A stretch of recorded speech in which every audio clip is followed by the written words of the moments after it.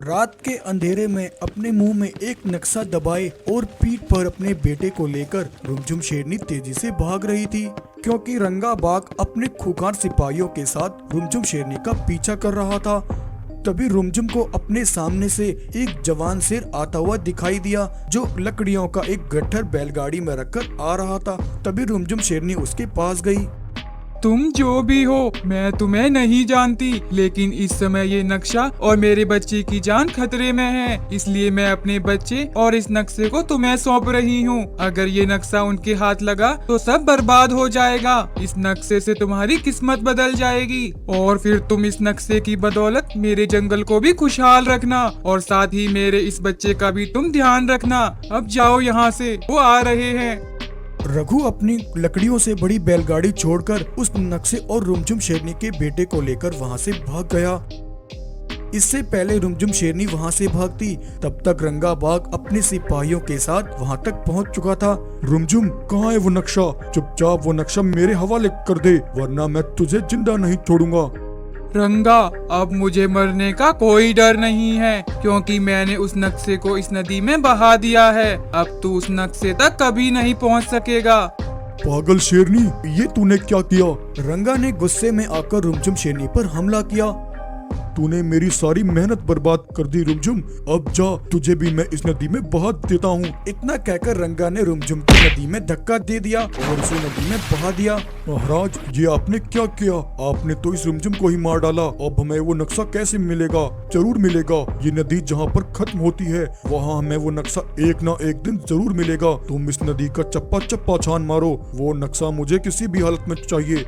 आखिर उस नक्शे में ऐसा क्या था जिसके लिए रंगा इतना पागल हो रहा था?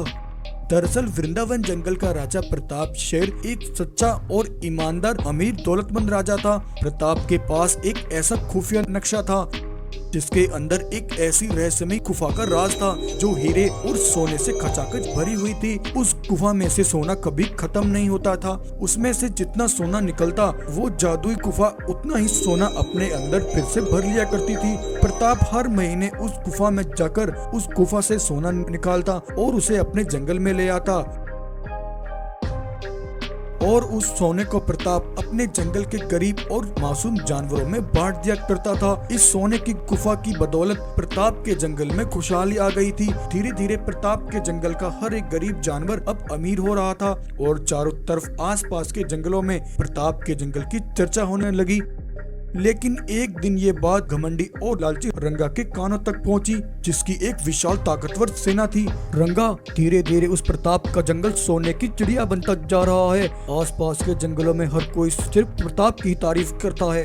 खामोश हो जाओ चीता, ये सब सुनते हुए मेरे कान पक गए हैं। मुझे किसी भी कीमत पर वो नक्शा चाहिए जिसकी बदौलत वो प्रताप दिन ब दिन अमीर होता जा रहा है। हम आज रात ही प्रताप के जंगल जाकर उस पर धावा बोल देंगे।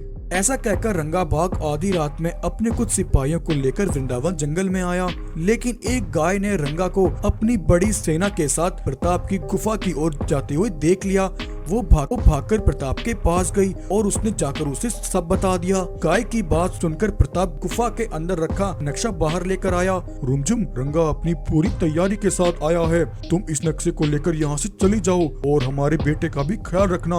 तब तक मैं इस रंगा को रोकने की कोशिश करता हूँ। तब रुमझुम शेरनी उस नक्शे और अपने बेटे को लेकर वहाँ से निकल जाती है। लेकिन रुमझुम को भागते हुए रंगा देख लेता है। सिपाहियों, रुमझुम शेरनी नक्शा लेकर भाग रही है। तुम में से कुछ सिपाही उसके पीछे जाओ। रंगा अपने कुछ सिपाहियों को रुमझुम के पीछे भेज देता है और वो प्रताप के पास जाकर उस पर वार करता है और प्रताप को वहीं जान से मार देता है। प्रताप को मारकर रंगा उस नक्शे को पाने के लिए अपने सिपाहियों के साथ मिलकर रुमझुम का पीछा करता है।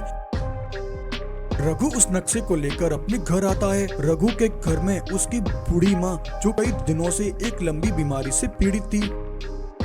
बेटा, लगता है ये बीमारी तो मेरी जान लेकर ही रहेगी। तुम खामखा अपनी जवानी मेरी सेवा में बर्बाद कर रहे हो। अच्छा होगा तुम मुझे छोड़कर यहाँ से कहीं दूर चले जाओ और अपनी जिंदगी की एक नई शुरुआत करो। नहीं माँ, ये तुम क्या कह रही हो? मैं अच्छे से अच्छे अस्पताल में तुम्हारा इलाज कराऊंगा। अरे बेटा, तू कितना भोला है। भला तू इतने सारे पैसे कहाँ से लेकर आएगा? मेरी बात मान और चला जा यहाँ से। तब अपनी माँ की ये बात सुनकर रघु को रुमझुम शेरनी का दिया हुआ वो नक्शा याद आया। रघु उस नक्शे को लेकर नक्शे को देखते हुए रघु उस गुफा तक पहुंचा। जब रघु ने उस गुफा के अंदर जाकर देखा तो वो गुफा सोने और हीरे से खचाखच भरी हुई थी। रघु ये देखकर हैरान हो गया। शायद इसीलिए उस शेरनी ने मुझे मेरी किस्मत बदलने की बात कही थी। तब रघु ने उस गुफा से कुछ सोना रखा और वो सोने को लेकर एक व्यापारी के पास आया और उस सोने को बेचकर उससे मिले पैसों से उसने अपनी माँ को अस्पताल में दाखिल करवाया। और फिर अगले दिन रघु वृंदावन जंगल में आया। वहाँ आकर उसने जानवरों को इकट्ठा किया। भाइयों, राज प्रताप और रुमझुम शेरनी के साथ जो कुछ भी हुआ मैं सब जानता हूँ। रुमझुम शेरनी ने मरने से पहले वो नक्शा मुझे सौंप दिया था और मुझे इस वृंदावन जंगल में तुम सबकी जिम्मेदारी भी सौंपी थी। इसका मतलब रघु, तुम उस सोने की गुफा के बारे में जानते हो। महाराज प्रताप के मरने के बाद से वो रंगा बाग हर रोज यहाँ आकर हमसे उस नक्शे के बारे में पूछता है। रघु, चिंता मत करो भाइयों, आज के बाद वो रंगा कभी भी इस जंगल में नहीं आएगा। तब रघु ने जानवरों के साथ मिलकर एक प्लान बनाया और उसने एक गाय को नक्शा लेकर रंगा के पास भेजा। रंगा भाई, आज मैं जब नदी से पानी पी रही थी तब मुझे ये नक्शा पानी में बहता हुआ मिला। शायद तुम जिस नक्शे को ढूंढ रहे थे वो यही है। रंगा उस नक्शे को देखकर खुशी से हंसने लगा। हा हा हा हा हा हा हा। अरे वाह गाय, तुमने तो कमाल कर दिया, तुम्हें इसका इनाम जरूर मिलेगा। तब रंगा अपने कुछ सिपाहियों को लेकर उस नक्शे को देखते हुए एक गुफा तक पहुंचा। आखिरकार ये गुफा मुझे मिल ही गई और अब इसमें पड़ा सारा खजाना सिर्फ मेरा है। हा हा हा हा हा हा हा। ये कहकर रंगा गुफा के अंदर गया, लेकिन गुफा के अंदर जाकर उसने देखा कि वहाँ सोने का तो कोई नामो निशान नहीं था। वहाँ सिर्फ पत्थरों के छोटे छोटे टुकड़े पड़े थे। सिपाहियों के साथ मिलकर रुमझुम का पीछा करता है जिसे रुमझुम शेरनी ने हुआ है। सिपाहियों, उस गाय ने हमारे साथ धोखा किया है। दरअसल गाय ने जो रंगा को नक्शा दिया वो नक्शा नकली था। इससे पहले रंगा अपने सिपाहियों के साथ गुफा से बाहर निकलता, रघु ने जानवरों के साथ मिलकर उस गुफा का मुंह एक बड़े पत्थर से बंद कर दिया और इस तरह रंगा अपने सिपाहियों के साथ हमेशा के लिए उस गुफा में कैद हो गया।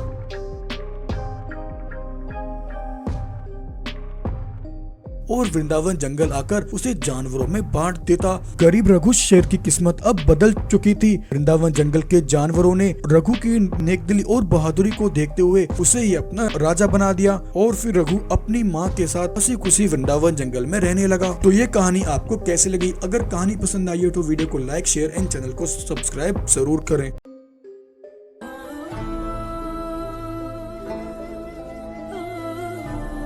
बचपन से मैंने उसे बड़े लाड प्यार से पाला था। वो मेरा छोटा भाई था। मैंने हमेशा दूसरों का भला ही किया, लेकिन कोई यूं मुझसे मेरी जिंदगी छीन लेगा ये मैंने कभी नहीं सोचा था। न जाने मेरे छोटे भाई के साथ क्या हुआ है। दिल छोटा मत करो रघु भाई, आखिर किस्मत का लिखा कौन टाल सकता है। शायद तुम्हारे भाग्य में छोटे भाई का साथ इतना ही लिखा था। रघु बहुत ज्यादा हताश और निराश था। दरअसल रघु अपने छोटे भाई केशव के साथ रहता था। रघु एक मेहनती मजदूर था जो मेहनत मजदूरी करके अपना घर चलाता था। बचपन में माता पिता की मृत्यु के बाद केशव की सारी जिम्मेदारी रघु के ऊपर थी। रघु अपने छोटे भाई को पढ़ा लिखा कर उसे शहर भेजना चाहता था। वो दिन रघु के लिए बहुत ही खुशी का दिन था, क्योंकि उसका छोटा भाई केशव 10वीं की परीक्षा में सबसे ज्यादा अंकों से पास जो हुआ था।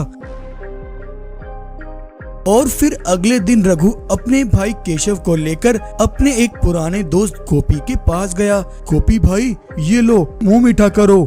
अरे क्या बात है रघु भाई, बड़े खुश नजर आ रहे हो, और ये मिठाई किस खुशी में बांट रहे हो? खुशी की तो बात है गोपी, मेरा भाई केशव अपने स्कूल में सबसे अच्छे नंबरों से पास हुआ है। मेरा सपना है कि मैं अपने भाई को पढ़ने के लिए शहर भेजूं, ताकि वो पढ़ लिख कर अपने भाई का नाम रोशन करे। देखना, मेरा भाई बहुत बड़ा नाम करेगा और जल्द हमारी ये गरीबी के दिन दूर हो जाएंगे। रघु ये बोलकर वहाँ से चला गया, लेकिन रघु की ये सारी बातें सुनकर गोपी मन ही मन जलने लगा। अच्छा, तो ये रघु अपने भाई केशव को शहर बेचकर मोटा पैसा कमाना चाहता है। ये अपने भाई की कमाई से अपना भविष्य बदलने की सोच रहा है। अगर ऐसा हुआ तो मैं रह जाऊंगा वैसा का वैसा एक गरीब मजदूर। नहीं, मैं ऐसा नहीं होने दूंगा। मैं इसके छोटे भाई का किस्सा ही खत्म कर देता हूँ। अगले दिन रघु अपने भाई केशव को पढ़ने के लिए शहर भेज देता है। रास्ते में जैसे ही वो थोड़ा आगे आया, तभी उसकी घोड़ा गाड़ी अचानक से पत्थरों के बीच फंस जाती है। उन पत्थरों को रास्ते में बिछाने वाला और कोई नहीं बल्कि गोपी ही था। घोड़ा ये देखकर गाड़ी के पास पड़े पत्थरों को हटाने में लग जाता है और उधर गोपी चुपके से आकर केशव को उठाकर वहाँ से तेजी से भाग निकला और एक ऊंची पहाड़ी पर लाकर उसने रघु के छोटे भाई केशव को पहाड़ी से नीचे फेंक दिया। अब रघु सारा जीवन अपने भाई को ढूंढता रहेगा। अब मैं जल्दी से यहाँ से निकल जाता हूँ। उधर घोड़े ने केशव को हर जगह तलाश किया, लेकिन उसे केशव कहीं नहीं मिला। बेचारा घोड़ा परेशान होकर रघु के पास लौट आया। अरे घोड़ा, तुम तो मेरे भाई केशव को शहर छोड़ने गए थे, तुम इतनी जल्दी कैसे वापस लौट आए? रघु, मुझे माफ कर दो, तुम्हारा भाई वहाँ से चला गया। घोड़ा, तुम ये क्या कह रहे हो? मेरी कुछ समझ नहीं आ रहा, साफ साफ कहो क्या बात है। तब घोड़ा रघु को सारी बात बताता है। ये तुम क्या कह रहे हो घोड़ा? आखिर केशव कहाँ जा सकता है? तुमने केशव को कहाँ छोड़ा था? मुझे उस जगह पर ले चलो। तब वो दोनों उस जगह पर पहुंच जाते हैं, लेकिन वहाँ रघु को अपना छोटा भाई केशव कहीं नहीं दिखता। रघु, मैंने आखिरी बार केशव को यहीं छोड़ा था, लेकिन मेरा भाई यहाँ से कहाँ चला गया? आखिर वो कहाँ जा सकता है? रघु हताश और निराश होकर अपनी गुफा पर लौट आता है। तभी कुछ देर में गोपी वहाँ पहुँचता है। अरे रघु, क्या बात है? तुम बहुत परेशान लग रहे हो। तब रघु गोपी को सब बताता है। रघु, ये तो बहुत दुख की बात है।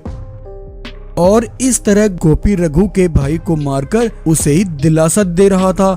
रघु को सब्र नहीं हो रहा था, लेकिन जैसे तैसे रघु ने समय के साथ इस दुख की घड़ी में खुद से समझौता कर लिया। अब ऐसे ही कई साल बीत गए। बीते सालों बाद मानसून शुरू हो गया और जंगल में मूसलाधार बारिश होने लगी और इस भारी बारिश में रघु के लिए काम कर पाना मुश्किल हो गया। यूं जैसे तैसे रूखी सूखी खाकर रघु अपना गुजारा कर रहा था। उस तेज मूसलाधार बारिश में एक दिन एक गाय भीगती हुई इसी जंगल में आती है। गोरिल्ला भाई, मेरी मदद करो, मेरा बच्चा 2 दिन से बहुत बीमार है, उसने कुछ भी नहीं खाया, मुझे 2 दिन के लिए अपने घर में रख लो। अरे नहीं, पहले ही मेरे घर में अपने परिवार के लिए जगह कम पड़ रही है। यहाँ तुम्हारे लिए कोई जगह नहीं है, चली जाओ यहाँ से। मेरा बच्चा बारिश में भीगकर बहुत बीमार हो गया है, मुझे अपने घर में ठहरने के लिए थोड़ी सी जगह दे दो भाई। अरे हाँ गाय, जल्दी से अंदर आ जाओ। रघु गाय के बच्चे को देखता है और उसके बच्चे के इलाज के लिए जड़ी बूटियों का इंतजाम करता है। गाय, अब तुम बिल्कुल परेशान मत हो, तुम्हारा बच्चा जल्द ठीक हो जाएगा। शुक्रिया शेर भाई, इस मुसीबत की घड़ी में तुमने अपने घर में मुझे जगह देकर मेरी बच्चे की जान बचाई। कोई बात नहीं गाय, मुसीबत में हमें सबकी मदद करनी चाहिए। शेर भाई, क्या तुम यहाँ अकेले रहते हो? तुम्हारा परिवार कहाँ है? क्या बताऊं गाय बहन, मेरा परिवार तो मेरा छोटा भाई था जो आज से 15 साल पहले मुझसे बिछड़ गया। शेर भाई, तुम्हारे भाई के साथ आखिर ऐसा क्या हुआ था? तब रघु गाय को सारी बात बताता है, कैसे उसका छोटा भाई केशव उससे बिछड़ गया। शेर भाई, फिर तो तुम खुशियाँ मनाओ, क्योंकि मेरे घर में जो सफेद शेर है वो हो न हो तुम्हारा ही छोटा भाई है। मैं एक दिन जब अपने बच्चे के लिए भोजन लेकर आ रही थी, तब मैंने पहाड़ी से इसे नीचे गिरते हुए देखा। उसके पूरे शरीर से खून बह रहा था। जब मैंने ऊपर की ओर देखा तो वहाँ बिल्कुल तुम्हारी कदकाठी का एक शेर खड़ा था। मैं तुम्हारे भाई को अपने साथ ले गई और उसका अच्छे से इलाज किया और अपने बच्चे के साथ उसे भी पाला। कहे, इसका मतलब मेरा भाई जिंदा है? कहाँ है मेरा भाई? मुझे अपने भाई से अभी मिलना है। तब गाय केशव को रघु के पास ले आती है। रघु अपने छोटे भाई केशव से मिलकर बहुत खुश होता है। मेरे भाई, तुम आ गए, तुम जिंदा हो। मैंने बरसों तुम्हारा इंतजार किया, आज भगवान ने हमें फिर से मिला दिया। गाय बहन, मैं तुम्हारा जितना शुक्रिया करूं उतना कम है। तुमने मुझे मेरी जीने की उम्मीद लौटा दी। तभी इतने में गोपी वहाँ आता है। गाय गोपी को देखकर उसे पहचान लेती है। रघु, ये तो वही शेर है जिसने तुम्हारे भाई को उस दिन पहाड़ी से नीचे फेंक दिया था। क्या इसका मतलब ये सब गोपी ने किया था? और रघु भाई, क्या चल रहा है? क्या तुम अभी तक अपने भाई के गम में डूबे हो? धोखेबाज गोपी, मुझे सब पता चल चुका है। तूने मेरे भाई को मारने की कोशिश की और इतने सालों तक तू मुझे झूठा दिलासा देता रहा। लेकिन धोखेबाज पापी, तेरे लिए एक बुरी खबर है। ये जो तू अपने सामने सफे से देख रहा है, ये मेरा वही छोटा भाई केशव है। मेरा भाई जिंदा है। गोपी ने जब केशव को देखा तो वो हक्का बक्का रह गया। उसे अपनी आंखों पर विश्वास नहीं हुआ और इतने में रघु गोपी पर जोरदार हमला करता है और उसे वहीं जान से मार देता है। और इस तरह आज बरसों बाद रघु और केशव दोनों भाई फिर से मिल जाते हैं। तो ये कहानी आपको कैसी लगी? अगर कहानी पसंद आई हो तो वीडियो को लाइक करें और ऐसी ही मजेदार कहानियाँ देखने के लिए चैनल को सब्सक्राइब करें।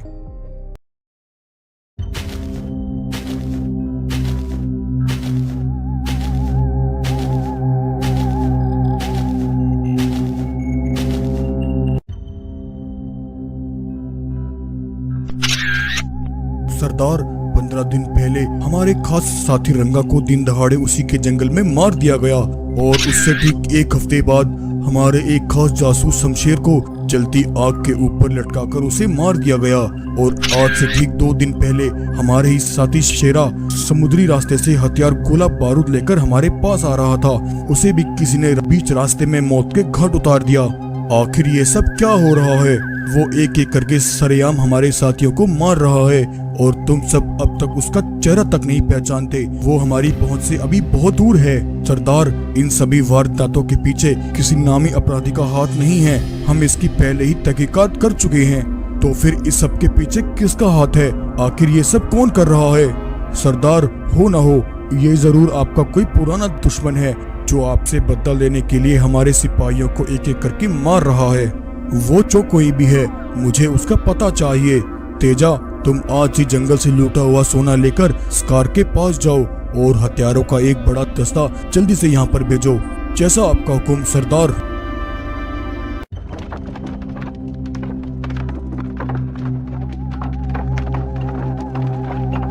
सिपाहियों, अपनी नजरें चौकन्नी रखना। दुश्मन को ये पता नहीं लगना चाहिए कि हम इस रास्ते से सोना लेकर जा रहे हैं।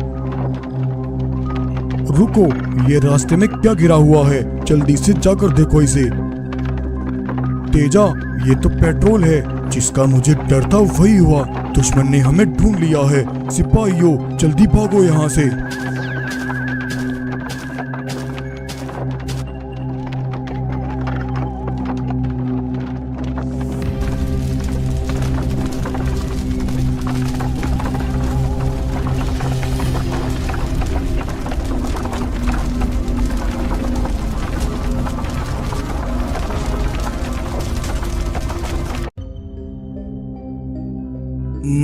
महाराज, अभी अभी हमारे जासूस सिपाहियों ने खबर दी है। बड़ी तादाद में मासूम जानवरों और कैदियों को राठौर अपने सिपाहियों के साथ उनका सौदा करने के लिए जंगल से लेकर जा रहा है। तुम जल्दी से सारे सिपाहियों को इकट्ठा करो।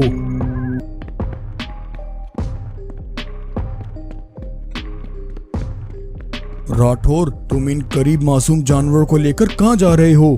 भीमा, ये सब जानवर मेरे कैदी हैं। मैं उनके साथ जो मर्जी करूं, इससे तुम्हें क्या? तुम अपना काम करो और मेरा रास्ता छोड़ दो। राठौर, शायद तुम भूल गए हो जंगल का क्या नियम है। यहाँ से किसी भी जानवर का गैर कानूनी तरीके से सौदा करना अपराध है और ये जंगल के नियम के खिलाफ है। तुम इसी समय इन सभी कैदियों को आजाद कर दो। हा हा हा हा हा हा हा। सपनों की दुनिया से बाहर आओ भीमा, मेरे रास्ते से हट जा, वरना तेरे लिए अच्छा नहीं होगा। सिपाहियों, बंदी बना लो इसे और इसे ले जाकर कारागार में डाल दो।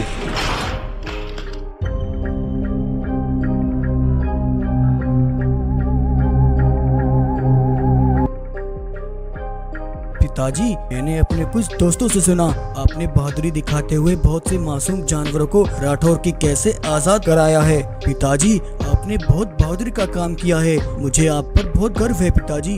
हाँ बेटा, बड़े होकर तुम्हें भी ऐसे ही अच्छे काम करने हैं और हमेशा अपनी प्रजा की रक्षा करनी है। महाराज, एक बहुत बड़ी गड़बड़ हो गई है। क्या हुआ सिपाही, जल्दी बताओ। महाराज, राठौर हमारे कुछ सिपाहियों को मारकर जेल से फरार हो गया है। क्या, ये तुम क्या कह रहे हो? इतनी बड़ी गलती तुम कैसे कर सकते हो? भानु, तुम वीरा के साथ अपनी गुफा पर ही रहना, मैं राठौर की तलाश में जा रहा हूँ। कल सुबह तक मैं वापस लौट आऊंगा। सिपाही, जल्दी चलो।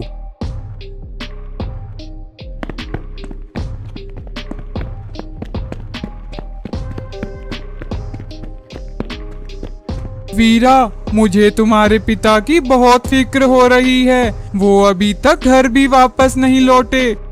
तुम फिक्र मत करो माँ, मैं पिताजी को लेकर वापस लौटूंगा। पिताजी, आप कहाँ हैं पिताजी?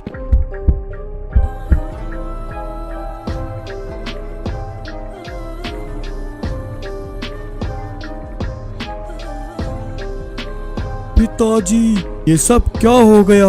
आपके साथ ये किसने किया?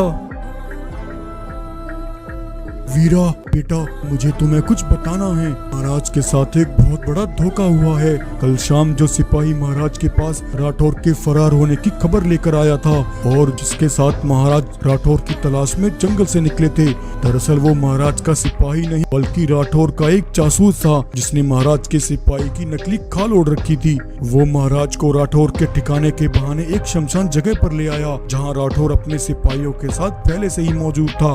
राठौर के सिपाहियों को महाराज के सिपाही की नकली खाल उतारते और राठौर को महाराज का कत्ल करते मैंने अपनी आंखों से देखा है। उस जालिम राठौर ने हमारे महाराज को हमसे छीन लिया। वीरा, मैं उस राठौर को इतनी आसान मौत नहीं दूंगा। मैं उसका वो हासिल करूंगा कि उसकी आने वाली 7 नस्लें भी उसकी मौत को याद रखेंगी। और वीरा ने पूरे 2 साल अपने पिता की हत्या के बदले का इंतजार किया और 2 साल बाद वीरा अपने पिता के दोस्त राजा गोरिल्ला से जाकर मिला। सालों से आपके दोस्त और मेरे पिता के हत्यारे का राज दबाने वाले कातिल को मैं जानता हूँ। कौन है वो, बताओ मुझे, जिसने मेरे दोस्त और एक सच्चे बहादुर राजा को इतनी बेरहमी की मौत मारा। बताओ मुझे उसके बारे में। सिपाहियों, हमला करो, कोई भी जिंदा न बचना पाए। राजा गोरिल्ला ने अपने दोस्त का बदला लेने के लिए राठौर के जंगल को आग में झोंक दिया और उसके सारे सिपाहियों को एक एक करके खून में नहला दिया। सब कुछ तबाह करके गोरिल्ला वीरा के साथ राठौर के पास पहुंचा। गद्दार हत्यारे, मेरे दोस्त भीमा को धोखे से मारकर तू यहाँ छिपा बैठा है। तेरी मौत इतनी दर्दनाक होगी कि तेरी आने वाली 7 नस्लें भी तेरी मौत की कहानी सुनकर कांप उठेंगी। राजा गोरिल्ला और उसकी सेना ने राठौर को अपने पैरों के नीचे कुचल कर रख दिया। वीरा ने राजा गोरिल्ला की मदद से अपने पिता की हत्या का बदला पूरा किया और राठौर को उसकी किए की सजा मिली।